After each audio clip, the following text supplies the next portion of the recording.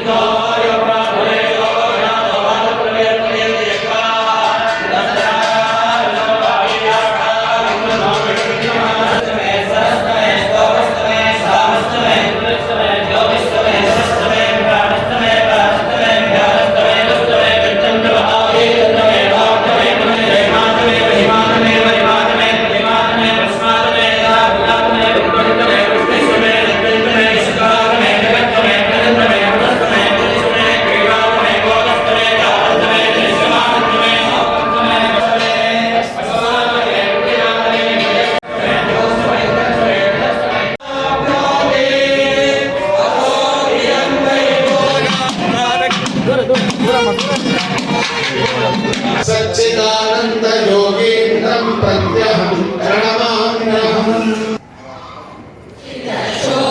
शोभितलिङ्गं जन्मजदुःखविनाशकलिङ्गं तत्प्रणमामि सदा शिवलिङ्गम् देवमुनीन्द्रवराजितलिङ्गं कामदहनकरुणाकरलिङ्गं रावणदर्पविनाशकलिङ्गं तत्प्रणमामि सदा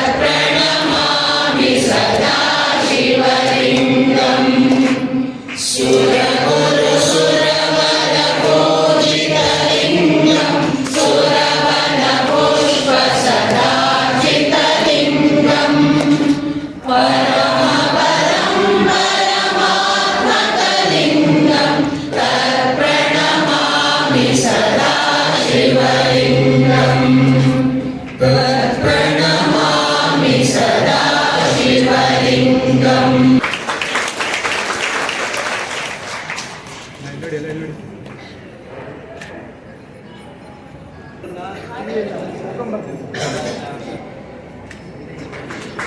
ಇದೀಗ ಶ್ರೀಮಠದಿಂದ ಜಗದ್ಗುರುಗಳಿಂದ ವಿಶೇಷವಾಗಿರ್ತಕ್ಕಂಥ ಅನುಗ್ರಹ ಆಶೀರ್ವಾದ ಸನ್ಮಾನ ಶ್ರೀಯುತ KS ಈಶ್ವರಪ್ಪ ಕುಟುಂಬ ವರ್ಗದವರಿಗೆ.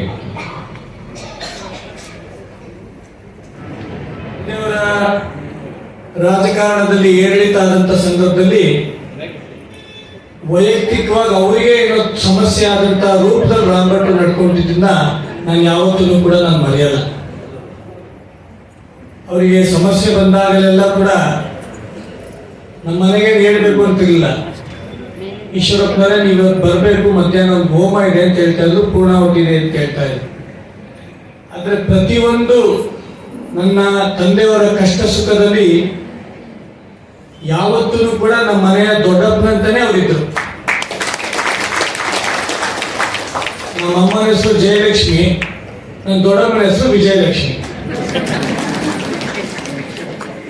ಹಾಗಾಗಿ ಇವತ್ತು ರಾಮಭಟ್ರ ಅವ್ರ ಹೆಸರಲ್ಲಿ ಇವತ್ತೊಂದು ಪ್ರಶಸ್ತಿ ಸಿಗ್ತಿರೋದು ನಿಜಕ್ಕೂ ಕೂಡ ನನ್ನ ತಂದೆಗೆ ಮತ್ತು ನಮ್ಮ ಇಡೀ ಕುಟುಂಬಕ್ಕೆ ಶ್ರೇಯಸ್ಸು ಲಭಿಸಿದೆ ಅಂತ ನಾನು ಈ ಒಂದು ಸಂದರ್ಭ ನಾನು ಹೇಳಿ ಬಯಸ್ತಾ ಇದ್ದೀನಿ. ತಂದೆಯವರು ಇವತ್ತು ಇರಬೇಕಾಗಿತ್ತು, ಆದರೆ ಮಹಾರಾಷ್ಟ್ರದ ಕನ್ನೇರಿ ಮಠದ ಗುರುಗಳು ಕೂಡ ಇವತ್ತು ಕರೆದು ಅವರು ಕೂಡ ಒಂದು ಸನ್ಮಾನ ಮಾಡ್ತಾ ಇದ್ದಾರೆ.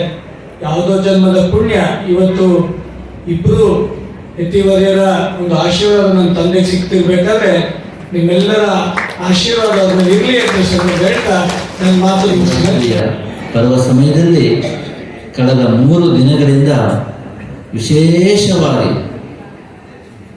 ಆ ಶಿವಪರಮಾತ್ಮನ ಆರಾಧನೆಯನ್ನ ಮಾಡುತ್ತೇವೆ. ಅದರ ನಿಮಿತ್ತವಾಗಿ ಈ ವರ್ಷ ಈ ಶಿವಮೊಗ್ಗದ ಭಜನಾ ಪರಿಷತ್ತಿನ ವತಿಯಿಂದ ಹಾಗೆ ಸಂಸ್ಕಾರ ಪ್ರತಿಷ್ಠಾನದ ವತಿಯಿಂದ ಹಾಗೆ ಅರ್ಚಕ ಪರಿಷತ್ತಿನ ವತಿಯಿಂದ ಇವತ್ತು ವಿಶೇಷವಾಗಿ ಶಿವಪಂಚಾಕ್ಷರಿ ಜಪಯಜ್ಞ,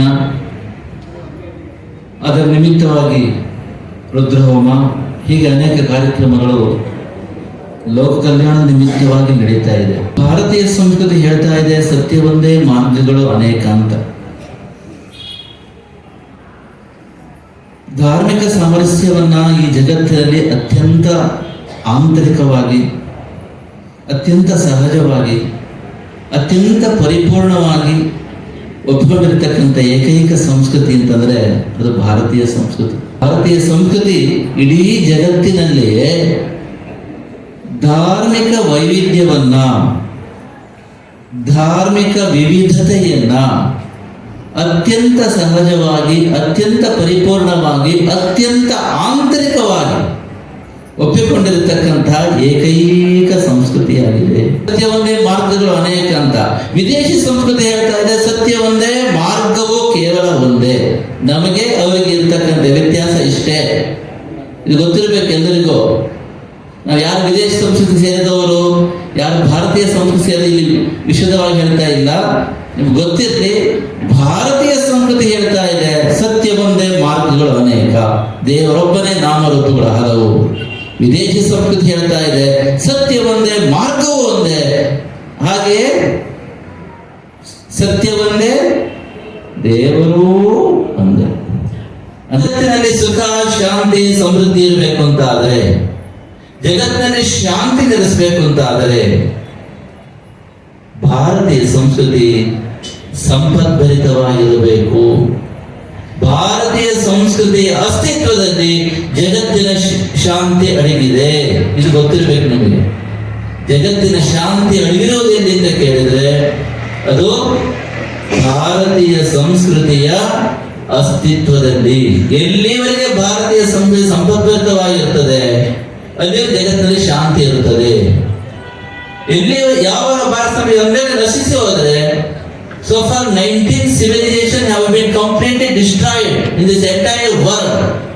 ಯಾಕೆಂತ ಕೇಳಿದ್ರೆ ಇದೇ ಕಾರಣದಿಂದ ಸಂಸ್ಕೃತಿ ಯಾಕೆ ನಾಶ ಆಯಿತು ಅಂತ ಕೇಳಿದ್ರೆ ಸಂಸ್ಕೃತಿಯ ಮೇಲಿರ್ತಕ್ಕಂಥ ಅಭಿಮಾನ, ಸ್ವಾಭಿಮಾನವನ್ನ ಅಲ್ಲಿಯ ಜನರು ಕಳ್ಕೊಂಡ್ರು. ಗ್ರೀಕ್ ನಾಶ ಆಯಿತು, ಗ್ರೀಕ್ ಸಂಸ್ಕೃತಿ. ರೋಮನ್ ಸಂಸ್ಕೃತಿ ನಾಶ ಆಯಿತು. ಯಾಕೆ ನಾಶ ಆಯಿತು ಸ್ವಾಮಿ? ಯುದ್ಧದಿಂದ ಅಲ್ಲ, ಸಾಂಕ್ರಾಮಿಕ ರೋಗದಿಂದ ಅಲ್ಲ, ರಾಜರಿಂದಲೂ ಅಲ್ಲ, ಮತಾಂತರದಿಂದಲೂ ಅಲ್ಲ. ಸಂಸ್ಕೃತಿಯ ವಾರಸುದಾರರಿಗೆ ಆ ಸಂಸ್ಕೃತಿಯ ಮೇಲಿರ್ತಕ್ಕಂಥ ಅಭಿಮಾನದ ಕೊರತೆಯಿಂದ ಈ ಜಗತ್ತಿನಲ್ಲಿ ಇದುವರೆಗೆ 19 ಸಂಸ್ಕೃತಿಗಳು ನಾಮಾವಶೇಷ ಇಲ್ಲದಂತೆ ನಾಶ ಆಯಿತು. ಭಾರತೀಯ ಸಂಸ್ಕೃತಿ ಹಾಗಾಗಬಾರದು. ಆದ್ದರಿಂದ ನಮ್ಮ ಸಂಸ್ಕೃತಿಯ ಹಿರಿಮೆ ನಿಮಗೆ ಗೊತ್ತಿರಬೇಕು. ಜಗತ್ತಿನಲ್ಲಿ ಶಾಂತಿ ಬೇಕು ಅಂತಾದ್ರೆ, ವಿಶ್ವದಲ್ಲಿ ಶಾಂತಿ ನೆಲೆಸಬೇಕು ಅಂತಾದ್ರೆ ಭಾರತೀಯ ಸಂಸ್ಕೃತಿ ಸಂಪದ್ಭರಿತವಾಗಿರಬೇಕು. ಭಾರತೀಯ ಸಂಸ್ಕೃತಿಯನ್ನ ನಾವೆಲ್ಲರೂ ಅತ್ಯಂತ ಶ್ರದ್ಧೆಯಿಂದ ಆಚರಿಸುವಂತಾಗಬೇಕು. ಭಾರತೀಯ ಸಂಸ್ಕೃತಿಯ ಅಪಾರವಾಗಿರತಕ್ಕಂತಹ ಪರಂಪರೆ, ಅಪಾರವಾಗಿ ಶ್ರೇಷ್ಠವಾಗಿರ್ತಕ್ಕಂಥ ಅದರ ಆಚಾರ, ವಿಚಾರ, ನಂಬಿಕೆ, ಸಂಪ್ರದಾಯಗಳ ಬಗ್ಗೆ ನಮಗೆಲ್ಲರಿಗೂ ಸ್ವಾಭಿಮಾನ ಇರಬೇಕು. ಇದು ಮೊದಲು ತಾವೆಲ್ಲರೂ ತಿಳ್ಕೊಳ್ಳಿ. ಸಮಾಜವನ್ನು ಹೊಡಿತಾ ಇಲ್ಲ ತಿಳ್ಕೊಳ್ಳಿ. ಭಾರತೀಯ ಸಂಸ್ಕೃತಿ ಬಲವಾಗಿದ್ರೆ ಸಮಾಜದಲ್ಲಿ ಶಾಂತಿ. ಆದ್ದರಿಂದ ಭಾರತೀಯ ಸಂಸ್ಕೃತಿಯ ಬಗ್ಗೆ ಪದೇ ಪದೇ ಹೇಳ್ತಾ ಇದ್ದೇವೆ. ನಮ್ಮತನದ ಬಗ್ಗೆ ನಮಗೆ ಹಿರಿಮೆ ಇರಬೇಕು. ನಮ್ಮತನದ ಬಗ್ಗೆ ನಮಗೆ ಅಪಾರವಾಗಿರತಕ್ಕಂಥ ಅಭಿಮಾನ ಇರಬೇಕು. ಅಭಿಮಾನ ತುಂಬಾ ಒಳ್ಳೆಯದು, ದುರಭಿಮಾನ ಇರಬಾರದು. ಆದ್ದರಿಂದ ಭಾರತೀಯ ಸಂಸ್ಕೃತಿಯ ಬಗ್ಗೆ ತಾವೆಲ್ಲರೂ ಕೂಡ ತಿಳ್ಕೊಳ್ಳಿ. ನಮ್ಮ ಸಂಸ್ಕೃತಿ ಜಗತ್ತಿನಲ್ಲೇ ಅತ್ಯಂತ ಪ್ರಾಚೀನವಾದ ಸಂಸ್ಕೃತಿಯಾಗಿದೆ. ಜಗತ್ತಿಗೆ ವಿಶ್ವಶಾಂತಿ ವಸುಧೈವ ಕುಟುಂಬಕಂ. ಇಡೀ ಜಗತ್ತೇ ಒಂದು ಮನೆ, ಕುಟುಂಬ ಅಂತ ಹೇಳಿರ್ತಕ್ಕಂಥ ಸಂಸ್ಕೃತಿನಾಗೆ ನಾವು ವಾರಸುದಾರರಾಗಿದ್ದೇವೆ. ಆದ್ದರಿಂದ ನಮಗೊಂದು ವಿಶೇಷತೆ ಕೇಳಿದರೆ ನಮ್ಮ ಧರ್ಮದ ಬಗ್ಗೆ, ನಮ್ಮ ದೇವರ ಬಗ್ಗೆ, ನಮ್ಮ ಸಂಸ್ಕೃತಿಯ ಬಗ್ಗೆ, ನಮ್ಮ ಮಾತೃಭಾಷೆಯ ಬಗ್ಗೆ, ನಾವು ಮಾಡ್ತಕ್ಕಂಥ ವೃತ್ತಿಯ ಬಗ್ಗೆ, ನಮ್ಮ ಬಗ್ಗೆನೇ ನಮಗೆ 2ನೇ ದರ್ಜೆಯ ಭಾವನೆ ಅಲ್ವಾ? ಇದು ದೊಡ್ಡ ರೋಗ ಭಾರತೀಯರಿಗೆ ವಿಶೇಷವಾಗಿ. ಅದನ್ನೇ ಗುಲಾಮಗಿರ್ತನಕ್ಕೆ ಯಾಕೆ ಹೋಯ್ತು ಅಂತ ಕೇಳಿದ ಭಾರತೀಯರು, ಈಗ ರೈತರಿಗೆ ಕೇಳಿ ನೋಡಿ, ಏನ್ ಮಾಡಿ ರೈತರು ಅಂತ ಹೇಳಲಿಕ್ಕೆ ಅವ್ರು ಹೆಮ್ಮೆಯಿಂದ ಹೇಳ್ಕೊಡೋದಿಲ್ಲ. ಅರ್ಚಕರು ಹೆಮ್ಮೆಯಿಂದ ಅರ್ಚಕರು ಹೇಳ್ಕೊಳ್ತಕ್ಕಂಥ ಕಾಲ ಹೋಯ್ತು. ನಮ್ಮ ವೃತ್ತಿಯ ಬಗ್ಗೆ ನಮಗೆ ಸ್ವಾಭಿಮಾನ ಇಲ್ಲ. ನಮ್ಮ ಭಾಷೆಯ ಬಗ್ಗೆ ನಮಗೆ ಸ್ವಾಭಿಮಾನ ಇಲ್ಲ. ಯೋಚನೆ ಮಾಡಿದ್ವಿ ಎಲ್ಲವೂ ಹೀಗೆ. ನಮ್ಮ ಸಂಸ್ಕೃತಿಯ ಬಗ್ಗೆ ನಮಗೆ ಸ್ವಾಭಿಮಾನ ಇಲ್ಲ. ನಮ್ಮ ದೇವರ ಬಗ್ಗೆ ನಮಗೆ ಸ್ವಾಭಿಮಾನ ಇಲ್ಲ. ಆದ್ದರಿಂದ ಭಾರತೀಯ ಸಂಸ್ಕೃತಿಯ ಆ ಶ್ರೇಷ್ಠತ್ವದ ಬಗ್ಗೆ ನಾವು ಎಚ್ಚೆತ್ತುಕೊಳ್ಬೇಕಾಗಿದೆ. ನಮ್ಮ ತನದ ಬಗ್ಗೆ ನಾವು ಸ್ವಾಭಿಮಾನವನ್ನು ಬೆಳೆಸ್ಕೊಳ್ಳಿಲ್ಲ ಅಂತಂದ್ರೆ 19 ಸಂಸ್ಕೃತಿ ಆಗಿರ್ತಕ್ಕಂಥ ಗತಿ ಇನ್ನೊಂದು 200-300 ವರ್ಷಗಳಲ್ಲಿ ನಮ್ಮ ಸಂಸ್ಕೃತಿಗೂ ಬರುತ್ತೆ. ತಿಳ್ಕೊಳ್ಳಿ, ತುಂಬಾ ತುಂಬಾ ತುಂಬಾ ಕಷ್ಟದಲ್ಲಿದ್ದೇವೆ ನಾವು. ಎಚ್ಚೆತ್ತುಕೊಂಡಿಲ್ಲ ಅಂದ್ರೆ ಮತ್ತೆ ಎಚ್ಚೆತ್ತುಕೊಳ್ಳಿಕ್ಕೆ ಸಮಯ ಇರುವುದಿಲ್ಲ. ಆದ್ದರಿಂದ ಮೊದಲು ತಿಳ್ಕೊಳ್ಳಿ, ನಾವು ಭಾರತೀಯ ಸಂಸ್ಕೃತಿ ಸೇರಿದ್ದೇವೆ. ನಮ್ಮ ಸಂಸ್ಕೃತಿ ಜಗತ್ತಿನಲ್ಲಿ ಪ್ರಾಚೀನತಮವಾದ ಸಂಸ್ಕೃತಿಯಾಗಿದೆ. ನಮ್ಮ ಸಂಸ್ಕೃತಿ ಮಾತ್ರ ಇಡೀ ಜಗತ್ತಿನಲ್ಲಿ ಧಾರ್ಮಿಕ ವೈವಿಧ್ಯವನ್ನ ಅತ್ಯಂತ ಸಹಜವಾಗಿ, ಅತ್ಯಂತ ಆಂತರಿಕವಾಗಿ, ಅತ್ಯಂತ ಪರಿಪೂರ್ಣವಾಗಿ ಒಪ್ಪಿಕೊಳ್ಳುತ್ತದೆ. ಆದ್ದರಿಂದ ನಾವು ಒಂದು ಕಡೆಯಿಂದ ಗಣಪತಿ ಪೂಜೆ ಮಾಡ್ತೇವೆ, ಇನ್ನೊಂದು ಕಡೆ ಶಿವ ಪೂಜೆ ಮಾಡ್ತೇವೆ, ಮತ್ತೊಂದು ಕಡೆಯಿಂದ ಕೃಷ್ಣನ ಪೂಜೆ ಮಾಡ್ತೇವೆ, ಮತ್ತೊಂದು ಕಡೆಯಿಂದ ನರಸಿಂಹ ಪೂಜೆ ಮಾಡ್ತೇವೆ. ಇಷ್ಟು ನೋಡಿ, ಸಂಸ್ಕೃತಿಯಲ್ಲಿ ವೈವಿಧ್ಯವನ್ನ ಅತ್ಯಂತ ಸಹಜವಾಗಿ ಒಪ್ಪಿಕೊಂಡಿದ್ದೇವೆ ನಾವು. ಎಲ್ಲ ಕಡೆ ಕಾಣಲಿಕ್ಕೆ ಸಿಗುವುದಿಲ್ಲ. ಅದಕ್ಕೆ ನಾವು ಹೇಳ್ತಾ ಇದ್ದೇವೆ, ಸತ್ಯ ಒಂದೇ, ಮಾರ್ಗಗಳು ಅನೇಕ, ದೇವರೊಬ್ಬನೇ, ನಾಮರೂಪಗಳು ಹಲವು. ಇದು ಭಾರತೀಯ ಸಂಸ್ಕೃತಿಯ ಸಾರವಾಗಿದೆ. ಆದ್ದರಿಂದ ನಾವು ಅಂತಹ ಒಂದು ವಿಶಾಲವಾದ ದೃಷ್ಟಿಕೋನ ಹೊಂದಿರತಕ್ಕಂತಹ ಸಂಸ್ಕೃತಿಗೆ ವಾರಸುದಾರರು ಆಗಿದ್ದೇವೆ ಎನ್ನುವುದನ್ನ ನೀವೆಲ್ಲರೂ ಕೂಡ ಅತಿ ಎಚ್ಚರಿಕೆಯಿಂದ ಸದಾ ಗಮನದಲ್ಲಿ ಇಟ್ಟುಕೊಂಡಿರಬೇಕು. ತನ್ನ ವಶದಲ್ಲಿ ಇಟ್ಟುಕೊಂಡು, ಶಿವ ಅಂದ್ರೆ ವಶ, ಜೀವ ಮತ್ತು ಜಗತ್ತನ್ನ, ಈ ಜಗತ್ತನ್ನು, ಸಕಲ ಜೀವ ಸಂಕುಲಗಳ ರಾಶಿಯನ್ನು ಸದಾ ತನ್ನ ವಶದಲ್ಲಿಟ್ಟುಕೊಂಡು ಎಲ್ಲರಿಗೂ ಸದಾ ಮಂಗಳವನ್ನೇ ಯಾರು ಉಂಟು ಮಾಡ್ತಾನೋ ಅವನು ಶಿವ. ಶಿವ ಎನ್ನುವ ಪದಕ್ಕೆ ಅರ್ಥ ಈ ಜಗತ್ತನ್ನ, ಈ ಬ್ರಹ್ಮಾಂಡವನ್ನ ಹಾಗೂ ಬ್ರಹ್ಮಾಂಡದಲ್ಲಿರ್ತಕ್ಕಂತಹ ಅಣುರೇಣು ತೃಣಕಾಷ್ಟಗಳಲ್ಲಿ ವ್ಯಾಪಕವಾಗಿರ್ತಕ್ಕಂತಹ ಆ ಚೈತನ್ಯಮಯನಾಗಿರ್ತಕ್ಕಂಥ ಶಿವ ಏನ್ ಮಾಡ್ತಾ ಇದ್ದಾನೆ ಅಂತ ಕೇಳಿದ್ರೆ, ಈ ಬ್ರಹ್ಮಾಂಡವನ್ನು ಮತ್ತು ಬ್ರಹ್ಮಾಂಡದಲ್ಲಿ ಇರತಕ್ಕಂಥ ಸಕಲ ಜೀವ ಜಂತುಗಳನ್ನು ತನ್ನ ವಶದಲ್ಲಿ, ತನ್ನ ನಿಯಂತ್ರಣದಲ್ಲಿ, ತನ್ನ ಅಧೀನದಲ್ಲಿ ಇಟ್ಟುಕೊಂಡು ಶಿವ ಪ್ರತಿಯೊಂದು ಜೀವಿಗಳಿಗೂ ಸದಾ ಮಂಗಳವನ್ನೇ ಉಂಟು ಮಾಡ್ತಾನೆ. ತಿಳ್ಕೊಳ್ಳಿ, ಕಷ್ಟ ಬಂದಾಗ ನಾವು ದೇವರನ್ನ ಬೈಬಾರದು. ಕಷ್ಟ ಬಂದಾಗ ದೇವರು ಕಷ್ಟ ಕೊಟ್ಟ ಅಂತ ಅನ್ಕೊಳ್ಬಾರದು. ನಾವು ಮಾಡಿರ್ತಕ್ಕಂಥ ಕರ್ಮಗಳಿಗೆ ಕಾಲವು ಪರಿಪಕ್ವವಾದಾಗ ಶುಭ ಮತ್ತು ಅಶುಭ ಫಲಗಳು ಬಂದೇ ಬರುತ್ತದೆ. No one can avoid this. ಯಾಕೆಂತ ಕೇಳಿದ್ರೆ, this law of karma is inexorable and immutable. We have to experience our fruit of action at any cost. ಯಾರು ತಪ್ಪಿಸ್ಕೊಳ್ಳಿಕ್ಕೆ ಆಗುದಿಲ್ಲ. ಸಮಾಜಕ್ಕೆ ಗೊತ್ತಾಗದಿದ್ದ ಹಾಗೆ, ಕಾನೂನಿಗೆ ಗೊತ್ತಾಗದಿದ್ದ ಹಾಗೆ ನೀವು ಬೇಕಾದ್ರೆ ಕೆಟ್ಟ ಕರ್ಮ ಮಾಡಬಹುದು, ಆದರೆ ನಿಮ್ಮ ಆತ್ಮಕ್ಕೆ,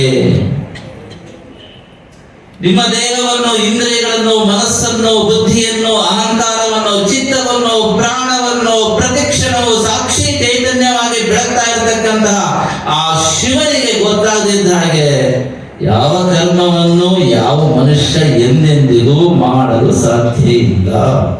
ಇದೊಂದು ಗೊತ್ತಿದ್ರೆ ಸಾಕು, ಮನುಷ್ಯ ಉದ್ಧಾರ ಆಗ್ತಾನೆ. ಅರ್ಥ ಆಯ್ತಾ? ಕಾನೂನು ಮಾಡೋದು ನಾವೇ, ಲೋಕೋಸನ ಚೆನ್ನಾಗಿ ಗೊತ್ತಿರುತ್ತೆ, ಏನ್ ಬೇಕಾದ್ರೂ ಮಾಡ್ತೀವಿ ನಾವು. ಆದ್ರೆ ಶಿವನಿಗೆ ಮಾತ್ರ ಮೋಸ ಮಾಡೋಕ್ಕಾಗೋದಿಲ್ಲ. ಬಂದೇ ಬರುತ್ತೆ. ಉಪ್ಪು ತಿಂದ ನೀರು ಕುಡಿಲೇಬೇಕು, ಯಾರೇ ಆಗಲಿ. ಆದ್ದರಿಂದ ತಿಳ್ಕೊಂಡಂತ ವಿಷಯ. ಆದ್ದರಿಂದಲೇ ಶಾಸ್ತ್ರ ಹೇಳ್ತಾ ಇದೆ, ಶಿವ ತಪ್ಪು ಮಾಡೋದಿಲ್ಲ. ಶಿವ ಯಾಕೆ ತಪ್ಪು ಮಾಡ್ತಾನೆ?